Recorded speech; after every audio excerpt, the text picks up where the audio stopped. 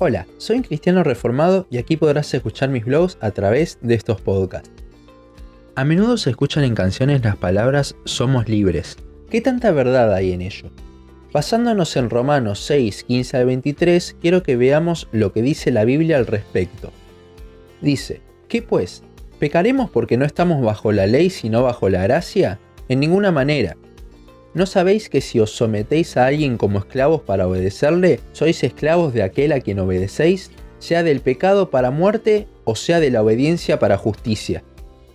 Pero gracias a Dios que aunque erais esclavos del pecado, habéis obedecido de corazón aquella forma de doctrina a la cual fuisteis entregados. Y libertados del pecado, vinisteis a ser siervos de la justicia. Hablo como humano por vuestra humana debilidad, que así como para iniquidad presentasteis vuestros cuerpos para servir a la inmundicia y a la iniquidad, así ahora para santificación presentad vuestros miembros para servir a la justicia. Porque cuando erais esclavos del pecado, erais libres acerca de la justicia.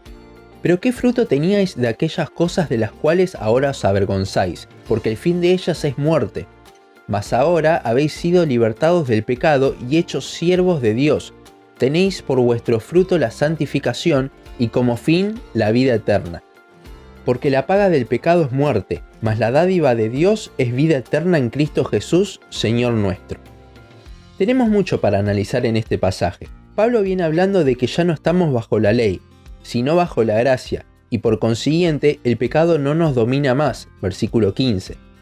Ante esto, algo que podía surgir es decir que podríamos pecar ya sin problema porque todo es gracia. Somos libres de hacer lo que queremos a partir de ahora. Bueno, en este pasaje, Pablo va a refutar esa libertad.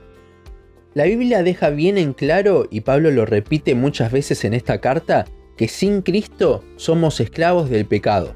Seguimos su corriente, éramos por naturaleza hijos de ira.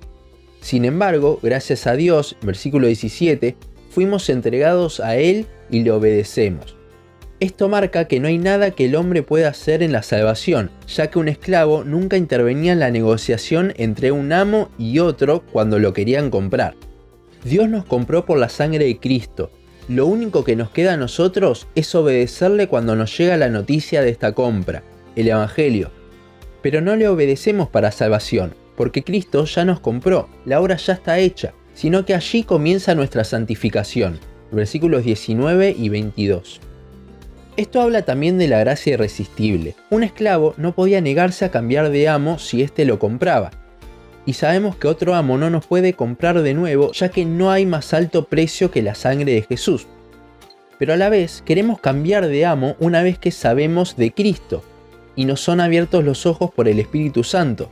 No es que vamos a Cristo en contra nuestra, sino que cuando vemos su obrar queremos que Él sea nuestro amo. Ya que la paga de ser esclavos del pecado es la muerte, pero la dádiva de Dios es la vida eterna. Nótese que en el versículo 23 dice dádiva, significa que es un regalo, no una paga por nuestro trabajo. De hecho, la palabra que se utiliza en el griego es carisma, que es justamente la gracia. Volviendo al tema de la esclavitud y la libertad, Pablo nunca pone un punto en el que somos totalmente libres. O somos esclavos del pecado y libres de la justicia, o somos esclavos de la justicia y libres del pecado. Nótese que en el versículo 22, cuando dice siervos de Dios, la palabra que se utiliza para siervos es la misma palabra que se utiliza para decir que somos esclavos del pecado. Esta palabra en el griego original es doulos, la cual significa propiamente dicho esclavos. En la traducción se hizo mucho más liviano esto para que no suene fuerte, pero la realidad es que somos esclavos de Dios. Y esta esclavitud no es algo malo, sino algo hermoso, ya que el fruto de la santificación y el regalo que nos da nuestro amo finalmente es la vida eterna. Aparte, analizando todo el contexto de la Biblia, somos esclavos, pero somos esclavos amados por nuestro Señor. Si bien sí, somos libres de la esclavitud del pecado, Pablo va a remarcar que somos libres del pecado para ser esclavos de Cristo. De la misma manera, una persona no salva también es libre, pero libre de la justicia.